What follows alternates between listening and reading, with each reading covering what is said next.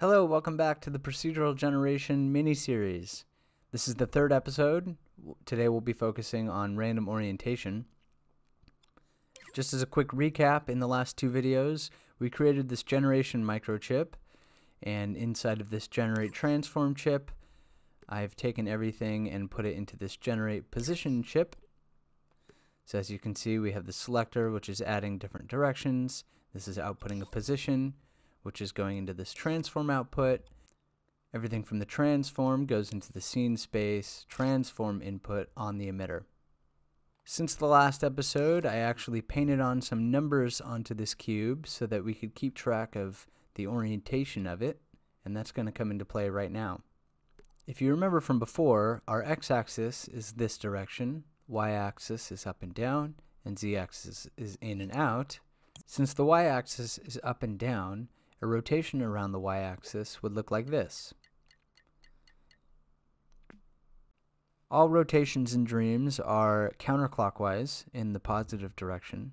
So this would be a 90-degree rotation or a negative 270-degree rotation. This would be 180 degrees or negative 180-degree rotation. This would be 270 degrees or negative 90-degree rotation. And this would be a 0 or 360-degree rotation. With that out of the way, the rest of this should be relatively simple. I'm getting out a microchip, and inside of it I'm going to put a few things. I'm going to put a node, a randomizer, and I'm also going to get out a value slider. I'll set the max value for the value slider to 360. I'll make it small, and I'm going to copy this 2 more times. Since we're dealing with a cube, we really only have 4 different rotations on any given axis that we care about.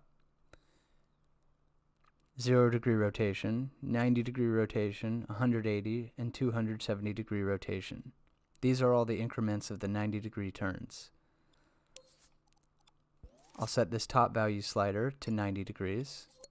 I'll set the next one to 180, and I'll set the last one to 270. I'll get an output node, and I'm going to wire all 3 of these to the output node. The randomizer will be set to 4 ports, and I'm also going to switch this to true random. By default, these are on no repeat, which means that if A becomes an output, it cannot become an output again until B, C, and D have all had their turn to be an output. In order to keep things random, I'm going to set this to true random. I'll take B and power the 90. C will power the 180, and D will power 270. I'll take the input node and wire it to the randomize. Now what happens here is that every time this randomizer randomizes, it picks one of these 4 ports. If it picks port A, nothing is sent to the node, and that's essentially like sending a 0. B will send 90, C will send 180, D will send 270. I'm going to label this chip Generate Axis Rotation. I set it up this way just to make it a little clearer, but we can actually optimize this just a little bit. I'm going to get rid of all the value sliders here, and I'm going to get out a calculator.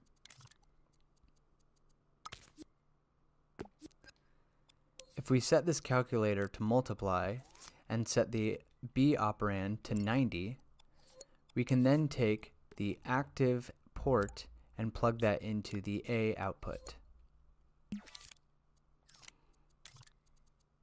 If we get a number displayer out, we can see how this looks. With this, every time power is sent to the randomizer, either 0 through 3 are sent into the calculator. If I start time, I get 270. If I restart, I get 180. Again, 90. And sometimes we get 0. We can then take the output of this and put that into the output. Back inside our generation chip, inside the generate transform chip, I'm going to create one more called randomized orientation. Randomized orientation is going to have the same tick input as the generate position, and instead of outputting a position, it's going to generate or output an orientation. So I put an input node for our tick and an output node for our orientation. And with those inputs and outputs set up, I can wire them in. Now all we have to do is fill this chip.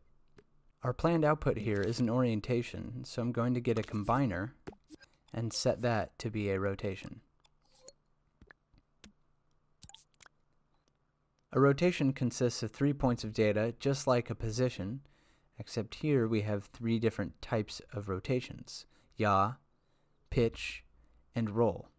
If we take our generate axis rotation and place it inside this chip, connect the tick in and the output into the yaw, this will randomize the orientation along the y-axis. You can see that these are all randomly rotated in some way around the y-axis from the original. The ones are all on top, but they're in random different orientations.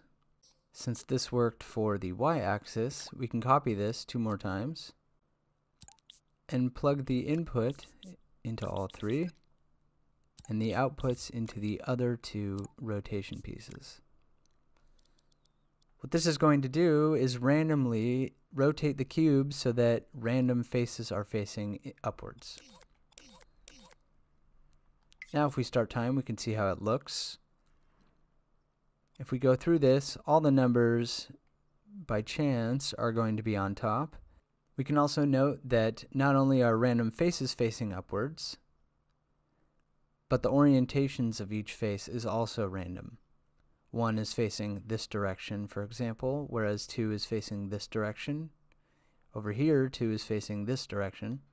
If all the decorations on each side of our cube had no right side up type of property, then this would produce a randomized looking result. However, if they did have a proper facing direction, meaning that if 1 is here, it should face up, and then if 2 were here, the 2 should be upwards like this, which it isn't, and then 4 like this, and so forth, this won't take that into account. The random orientation is exactly that, it's random. In the next video, I'll be showing how we can fix this so that each rotation is facing in the proper direction of travel, meaning the 1 will face this way, as it is. The 2 will be rotated so that the top of the 2 is here. 4 will be like this. This one would be 180 from how it is, and then the 3 would be correct, 1 would be correct, etc. If you're interested in how to see that, I urge you to subscribe. If you enjoyed this or didn't enjoy it, please leave me some feedback. I'd love to read it, and I hope to see you in the next video.